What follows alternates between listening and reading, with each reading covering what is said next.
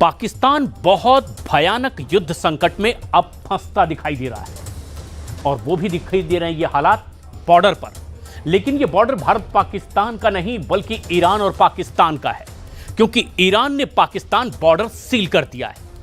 Iran ने Balochistan Sistan border पर सुरक्षा बल की तैनाती अब शुरू कर दी है और ईरान भी अब पाकिस्तानी आतंकियों पर एक्शन की तैयारी में है।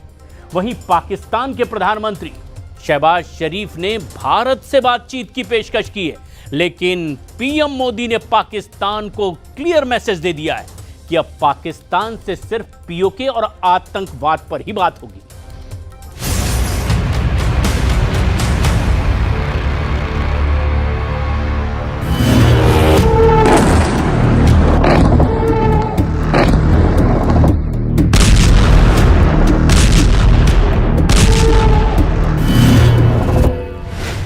ये न्याय का नया स्वरूप है, ये ऑपरेशन सिंदूर है। मोदी की नसों में लहू नहीं, गरम सिंदूर बह रहा है।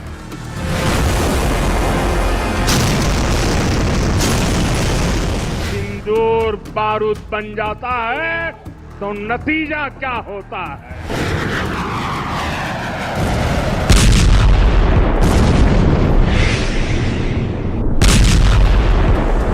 जो सिंदूर मिटाने निकले थे उन्हें मिट्टी में मिलाया है।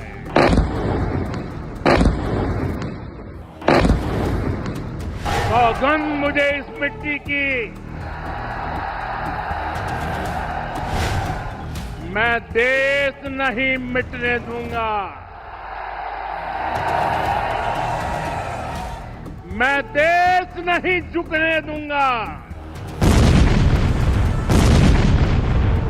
जो अपने हथियारों पर घमंड करते थे, आज वो मलबे के ढेर में दबे हुए हैं।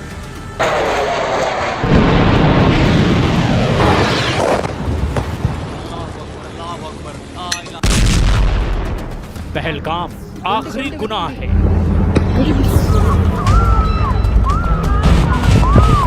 पाकिस्तान के जनरल का अजीम गुनाह। आसिम मुनीर की जिहादी साजिश का अंत इसी दिन से शुरू हुआ।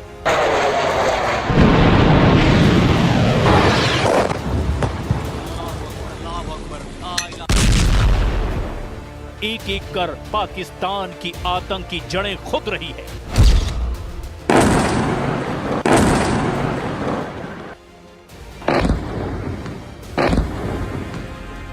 गुजरे 30 दिन में पाकिस्तान ने दिन में तारे देखे, रात में बारूदी सूरज देखा। ऑपरेशन सिंदूर की शक्ल में पाकिस्तानी जनरलों को उनकी मौत भी नजर आई। पाकिस्तान की कई पीढ़ियां पहलगाम को याद रखें। कोई भी दुश्मन भारत में आतंक फैलाने की जरूरत ना जुटा पाए, अब इसका इंतजाम हो रहा है। पाकिस्तान बीते 12 दिन से बार बार अपने गुनाह को कबूल कर रहा है, हार भी मान रहा है, मगर पाकिस्तान को अब की बख्शा नहीं जाएगा।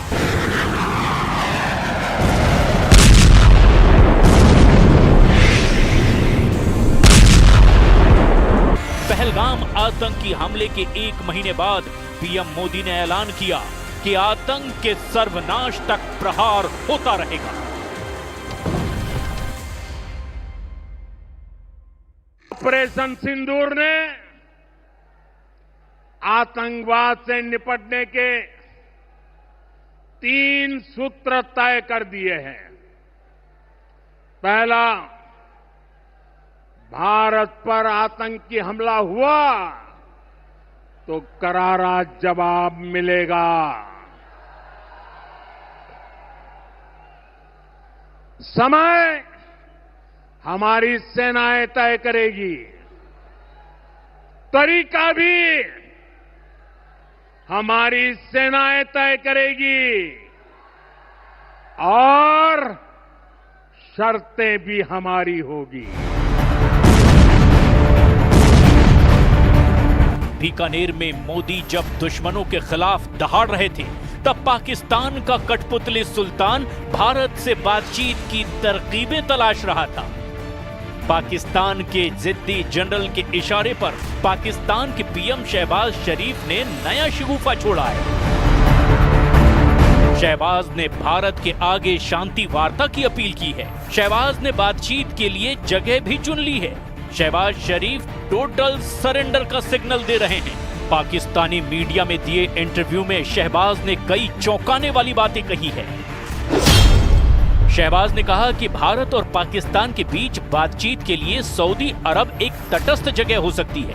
शहबाज ने एक तटस्थ देश के रूप में चीन को चुनने पर कहा कि भारत इसके लिए तैयार नहीं होगा।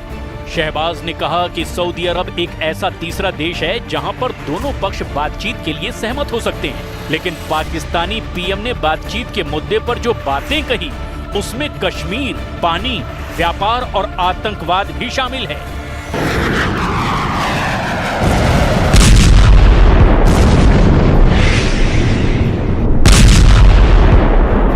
जबकि भारत साफ कर चुका है कि पाकिस्तान से सिर्फ दो मुद्दों पर बात होगी। पहला आतंकवाद, दूसरा पाकिस्तान के अवैध कब्जे वाला कश्मीर का हिस्सा। भारत ने पाकिस्तान से बातचीत की जो शर्त तय की है उसे विदेश मंत्रालय के प्रवक्ता रणधीर जायसवाल से भी सुन लीजिए। ये मैसेज उन स्वयंभू मठाधीशों के लिए भी है जिन्हें भारत पाकिस्तान के मसले में कूदने का शौक है।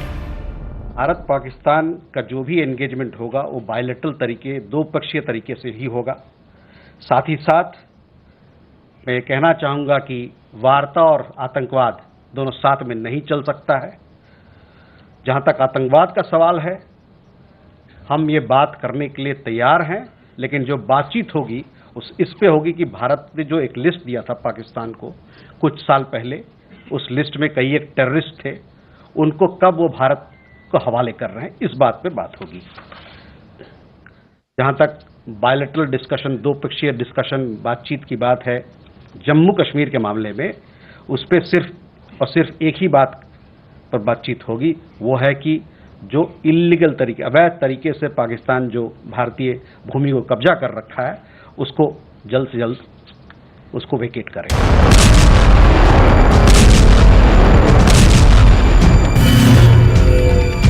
पीएम मोदी ने ऑपरेशन सिंदूर की कामयाबी के बाद पहली बार जब देश को संबोधित किया तब ही पाकिस्तान की हद तय कर दी गई। जो लकीर नरेंद्र मोदी ने खींची उसके पार आने के लिए जनरल मुनीर को आतंक की नीति से तौबा करनी होगी। उससे पहले कुछ भी संभव नहीं है। पाकिस्तान के साथ न ट्रेड होगा न टॉक। अगर बात होगी तो सिर्फ पाकिस्तान के कब्जे वाले कश्मीर की, पीओके की। और अगर पाकिस्तान ने आतंकियों को एक्सपोर्ट करना जारी रखा तो उसको पाई पाई के लिए मोहताज होना होगा। सच ये है कि पाकिस्तान आतंकवाद पर पूरी तरह बेनकाब हो चुका है। नरेंद्र मोदी की रणनीति ने जनरल मुनीर का दिमाग ठिकाने लगा दिया है। पाकिस्तान को एक के बाद एक झटके लग रहे हैं। भारत के बाद ईरान ने पाकिस्तान के साथ लगने वाली अपनी सीमा को पूरी तरह सील करने का बड़ा फैसला लिया है। ईरानी मीडिया के मुताबिक ये फैसला बॉर्डर सिक्योरिटी की मजबूती के साथ पाकिस्तान प्रायोजित आतंकवाद को रोकने के लिए किया गया है। ईरान ने पाकिस्तानी बॉर्डर सील करने की वजहों में ईंधन तस्करी, अवैध आवाजाही और नशीले पदार्थों की तस्करी को भी गिनाया है। ईरान और पाकिस्तान के बीच सिस्तान बलूचिस्तान प्रांत में लगने वाली सीमा को कई सालों से बारूदी बॉर्डर भी कहा जाता रहा है, जहां से पाकिस्तानी टेरर टोली आतंकी हमले, ड्रग तस्करी और अवैध घुसपैठ करती रही है। लेकिन अब ईरान पाकिस्तान बॉर्डर पर अतिरिक्त सुरक्षा बलों की तैनाती, उन्नत निगरानी उपकरणों के साथ बाड़बंदी भी करने जा रहा है। ईरान ने पहले भी पाकिस्तान में घुसकर जैश अल अदल जैसी सुन्नी चरमपंथी समूहों के खिलाफ कार्रवाई की है।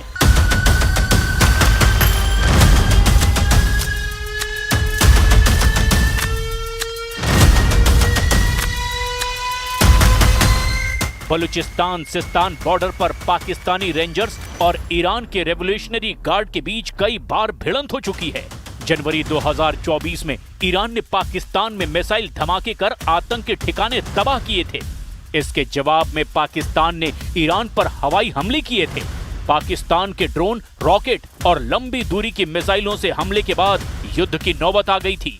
तब चीन, तुर्की के दखल से ईरान ने पाकिस्तान को बख्श दिया था। हालांकि पाकिस्तान के कट्टर दुश्मन तालिबान लड़ाके किसी भी कीमत पर जनरल मुनीर पर रहम करने को तैयार नहीं हैं।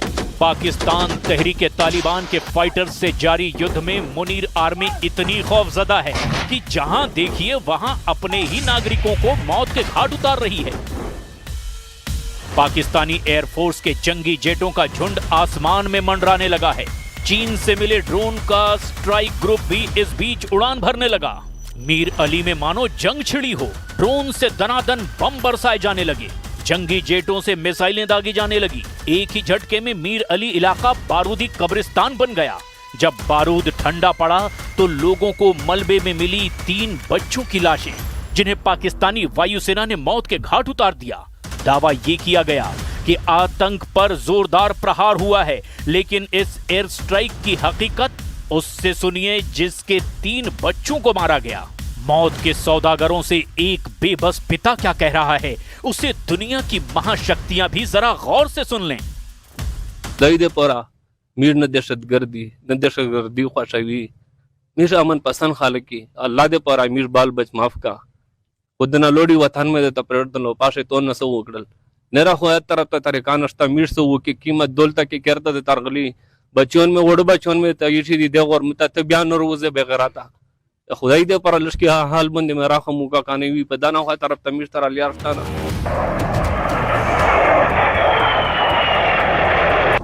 पाकिस्तान में पश्तून मारे जा रहे हैं, बलोचों पर बर्बर हमले हो रहे हैं। पाकिस्तान में आतंक की आंधी विकराल होती जा रही है।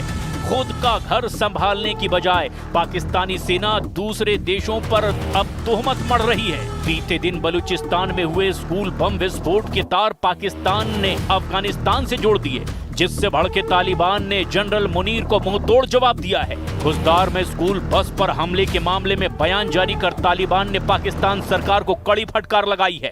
तालिबान ने कहा, बिना किसी सबूत के अफगानिस्तान की तरफ उंगली उठाने की आदत पाकिस्तान को छोड़ देनी चाहिए। अगर पाकिस्तान के पास इसका कोई सबूत है तो उसे सामने लाना चाहिए। तालिबान के उप प्रवक्ता हमदुल्ला फितरत ने एक्स पर अपने पोस्ट में लिखा, पाकिस्तान के खुदजार इलाके में एक स्कूल बस पर हमला दुखद है। बच्चों को निशाना बनाना किसी भी हाल में सही नहीं है। यह हमला मानवता के खिलाफ है। अब पाकिस्तान के अधिकारी कह रहे हैं कि इस हमले में अफगानिस्तान का हाथ है, लेकिन उनके पास कोई सबूत नहीं है। अफगानिस्तान किसी भी देश के खिलाफ अपनी धरती का इस्तेमाल करने की इजाजत नहीं देता। ऐसे में पाकिस्तान के आरोप पूरी तरह से बेबुनियाद हैं। तालिबान ने 2 टूक लहजे में पाकिस्तानी जनरलों को हद में रहने की धमकी दी है। तालिबान ने जनरल मुनीर को नसीहत देते हुए बम विस्फोट की निष्पक्ष जांच करवाने के लिए कहा। हालांकि पाकिस्तान के जनरल कभी भी बम विस्फोट की जांच कराने का जोखिम नहीं उठाने वाले।